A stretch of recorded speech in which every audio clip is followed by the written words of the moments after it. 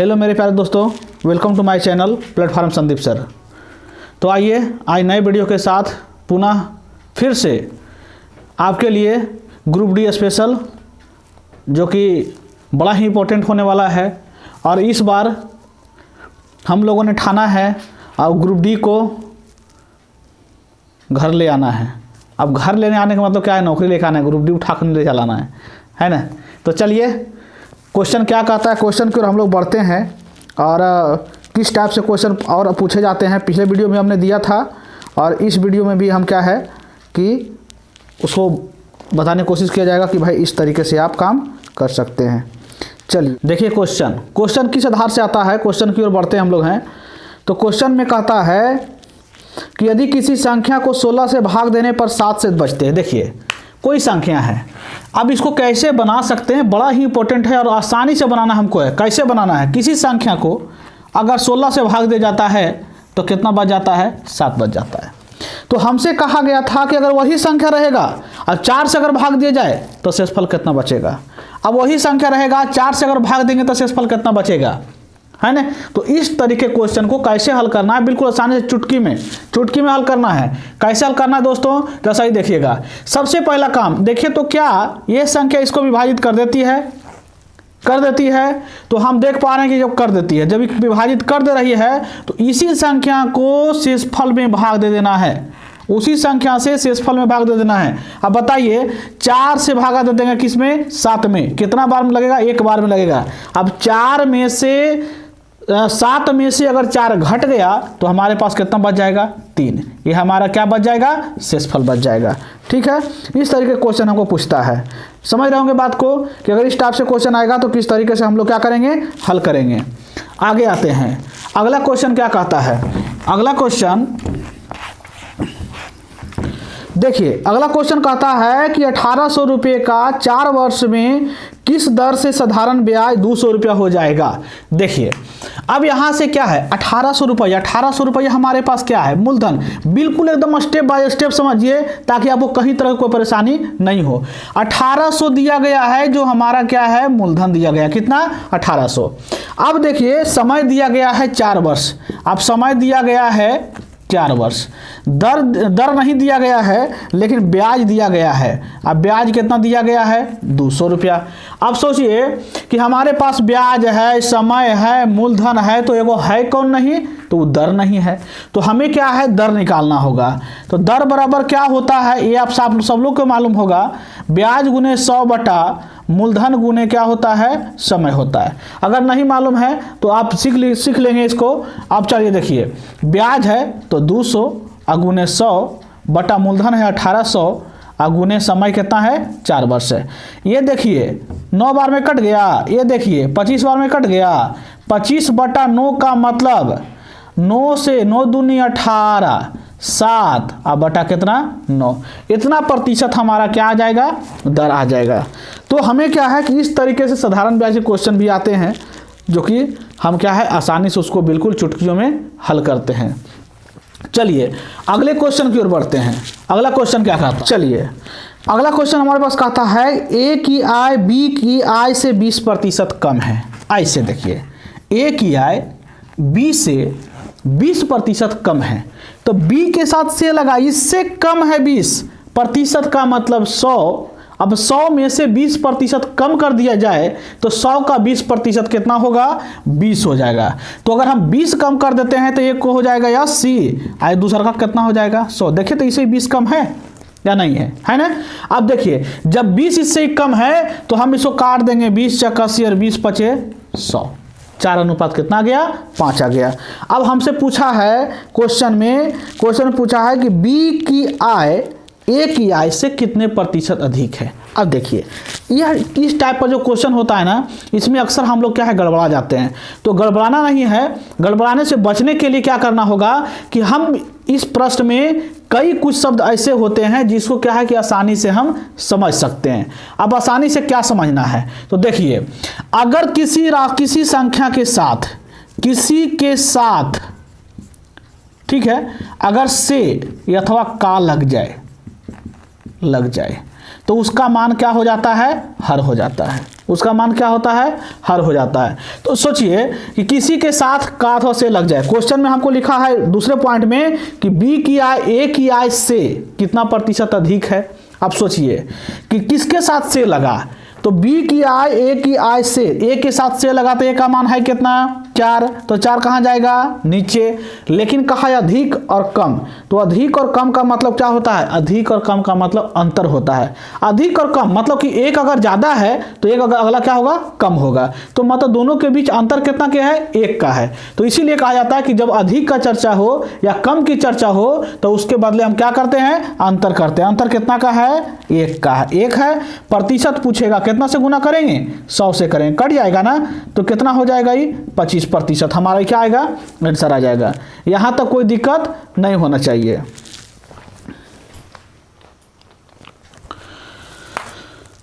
और इस दिल में क्या रखा है, तेरा ही नाम छुपा रखा है, तेरा ही नाम लिखा रखा है। चीर के देखो दिल मेरा तो, चीर के देखो दिल मेरा तो, तेरा ही नाम लिखा रखा है, तेरा ही नाम लिखा रखा है। चलिए, कभी कभी ये सब होना जरूरी है ना। अब देखिए, आते हैं अगले प्रश्न की ओर।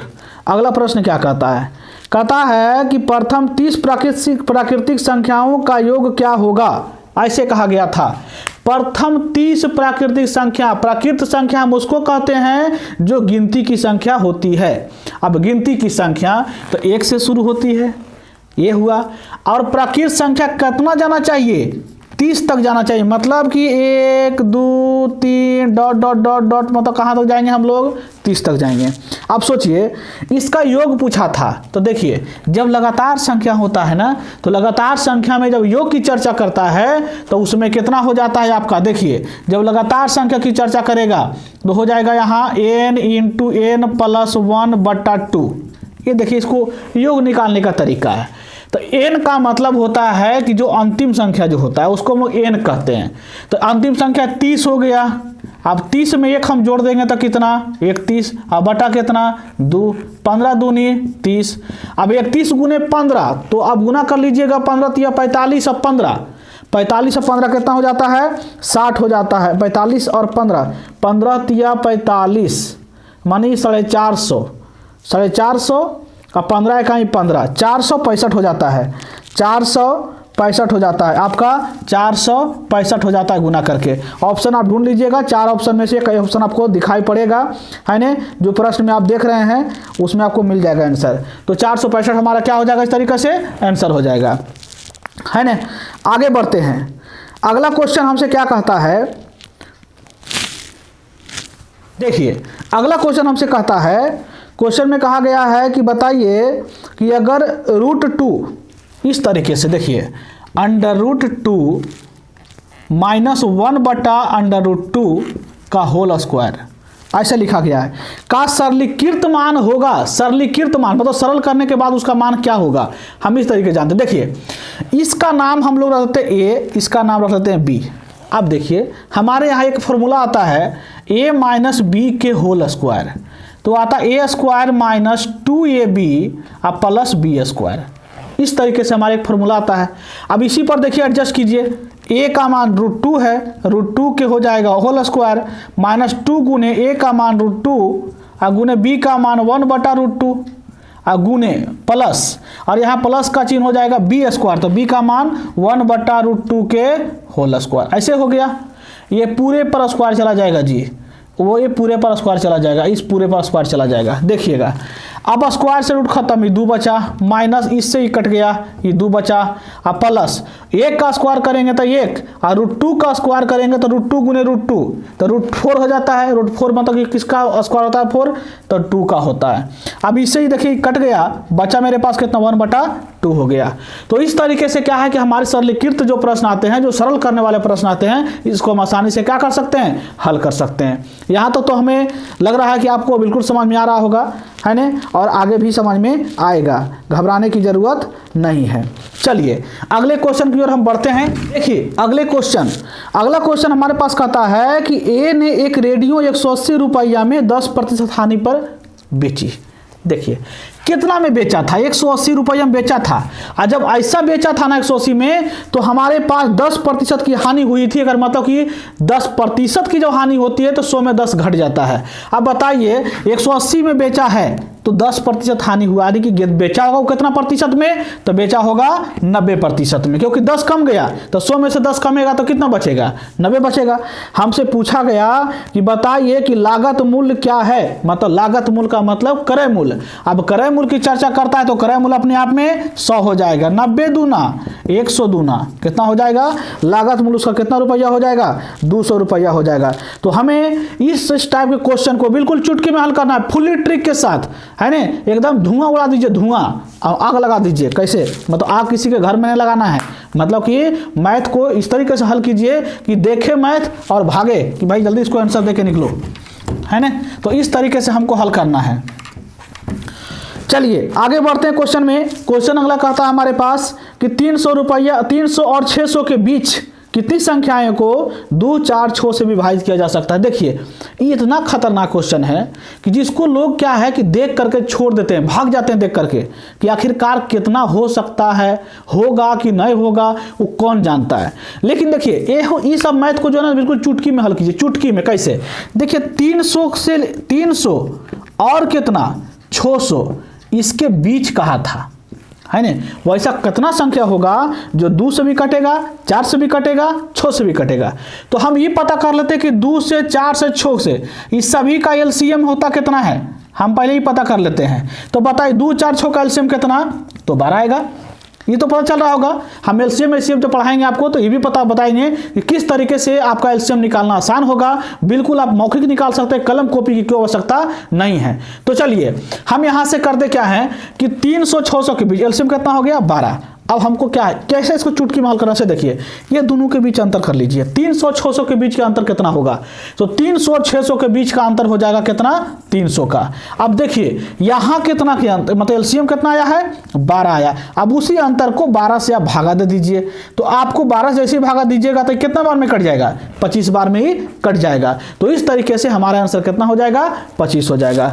तो दोस्तों इस तरीके से हमें लगता है कि आपको बहुत अच्छी रूप से समझ में आ रहा होगा कि जब इस टाइप पर पूछे तो कुछ नहीं करना है, जिस संख्या से विभाजित करने की बात करता है उस संख्या का एलसीएम निकाल देंगे और उसी एलसीएम से जो संख्या के बीच पूछता है उस संख्या को अंतर कर दीजिए, दोनों में घटा लीजिए और एलसीएम वाला से क्या कीजिएगा, भागा दे दीजिएगा, आंसर आपका आ जाएगा। ठीक है, चलिए अगले क्वेश्चन की ओर बढ़ते हैं। अगला क्वेश्चन किस टाइप पर आता है, देखिए हम कभी कभी ये सब मैथ को हम लोग पढ़ाते रहते हैं ऑफलाइन वगैरह, जो क्लास मेरा चलती है रजौली में, तो इसमें कभी क्या है कि ये सब क्वेश्चन आते रहता है। मेरे जो बुक है, मेरा अपना बुक जो है उसमें क्या है सारे तरह के क्या है क्वेश्चन दिए गए हैं। तो ये सब बुक में ये सब क्वेश्चन जो है देखिए क्या कहता है कि एक सामान्य गति की 3/4 गति से चलने पर एक व्यक्ति 15 मिनट लेट हो जाता है। देखिए 3 सामान्य चाल से, देखिए एगो सामान्य हो गया और एक और चलता है, 2 तरह के चाल है, चलता है, समझिए।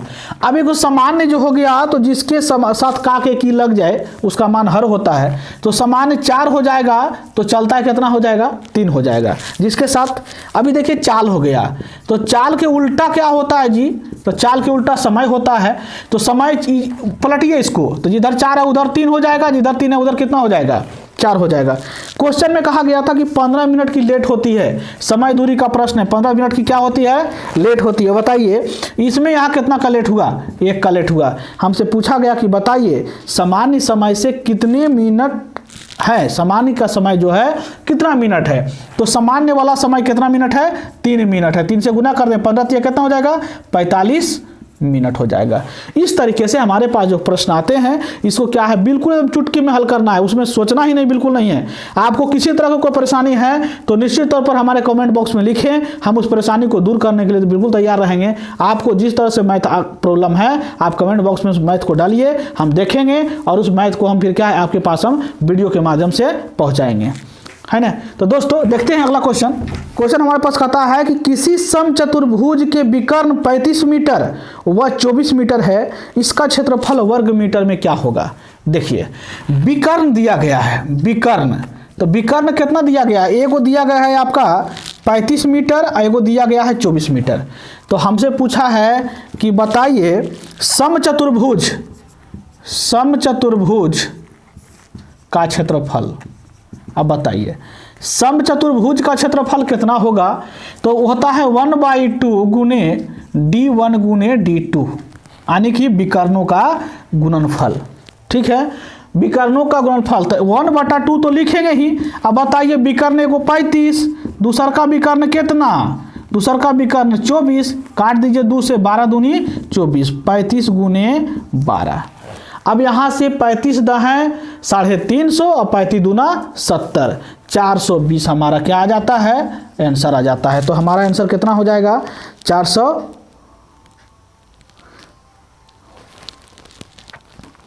चलिए हमारा आंसर कितना आ जाएगा, 420 मीटर आ जाएगा। इस तरीके से हमारा क्या है आंसर हो जाएगा, इतना वर्ग मीटर। अब देखिए इसी तरीके के कई तरीके के प्रश्न आते हैं।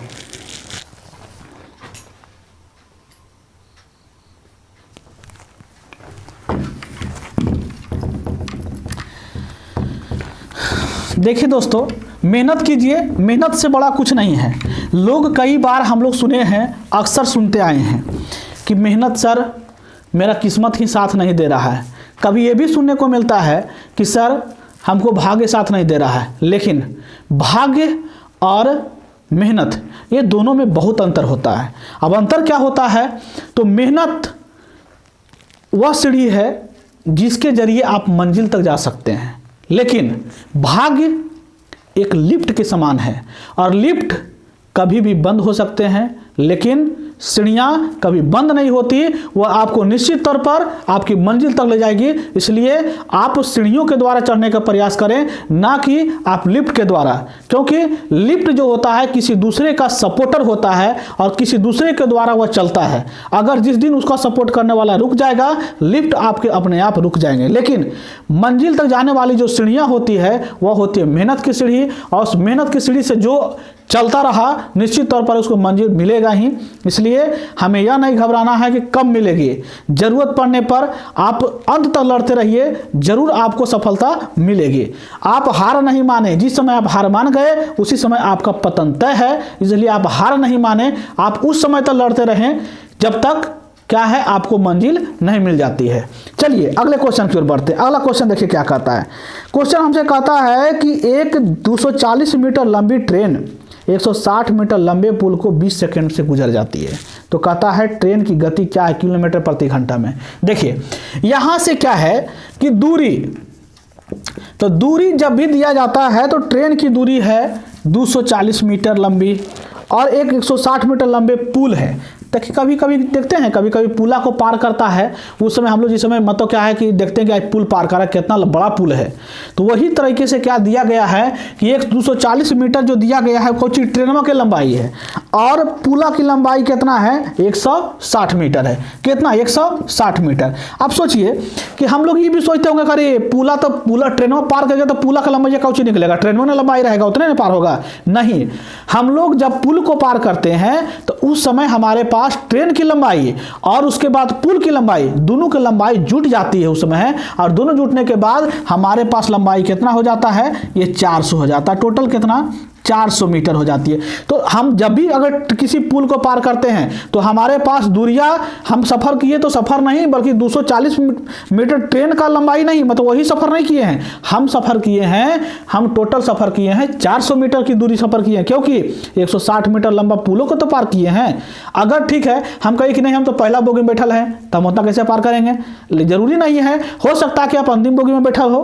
तो जब अंतिम बोगी में बैठल रहेंगे तो उस समय क्या होगा कि हमारे पास 400 मीटर मीटर की दूरी पार करना होगा, इसलिए आप पहले बोगी में बैठल रहे या तो फिर अंतिम बोगी में बैठे रहे, उससे कोई मतलब नहीं रखता है। जब आप किसी पुल के ऊपर आप ट्रेन को गुजरते हुए देखते हैं, आप बैठे हुए उसमें हैं, तो निश्चित तौर पर है कि आप ट्रेन की लंबाई प्लस पुल की लंबाई, दोनों की लंबाई प्लस हो जाता है, और जो दूरी आता है प्लस होकर के वही आप सफर करते हैं। तो 400 मीटर दूरी हो गया, और हमारे पास समय दिया गया था, समय जो दिया गया था वो दिया गया था 20 सेकेंड में। अब 20 सेकेंड में पार करता है, तो पूछा है कि चाल बताइए, बताइए चाल बराबर होता है दूरी बटा क्या होता है, समय होता है। अब बताइए दूरी, तो दूरी हमारे पास कितना आया, 400 आ गया, और समय कितना है 20 सेकेंड, लेकिन ये मीटर है, इस सेकेंड है, तो मीटर प्रति सेकेंड में ना आ जाएगा चाल, है ना। तो हम मीटर प्रति सेकेंड को किलोमीटर प्रति घंटा में बदलेंगे, तो उसका एक ही तरीका होता है 18 बटा कितना से 5 से गुना कर देना। अब देखिए 20 से ही 20 बार में कट जाएगा, तो 5 से ही 4 बार में कट जाएगा, 18 चक कितना हो जाएगा 72 किलोमीटर प्रति घंटा हो जाएगा। तो दोस्तों इस तरीके के प्रश्न को आप क्या है कि बिल्कुल आसानी से हल कर लीजिएगा, है ना। और अगर वीडियो आपको देखने में अगर अच्छा लगा हो, तो अगर सब्सक्राइब नहीं किया चैनल को तो सब्सक्राइब कर ले, और बेल आइकन में ऑल प्रेस कर दें, ताकि हमारे पास इस चैनल के द्वारा जैसे ही आपको वीडियो अपलोड किया जाएगा तो आपके पास नोटिफिकेशन चला जाएगा, और आप क्या है कि आसानी से उस वीडियो को जरिए आप अपने जो भी तरह के मैथ की समस्याएं होती है उसको आप क्या आसानी से आप दूर कर सकते हैं। तो दोस्तों मिलते हैं अगले वीडियो के साथ, तब तक के लिए जय हिंद।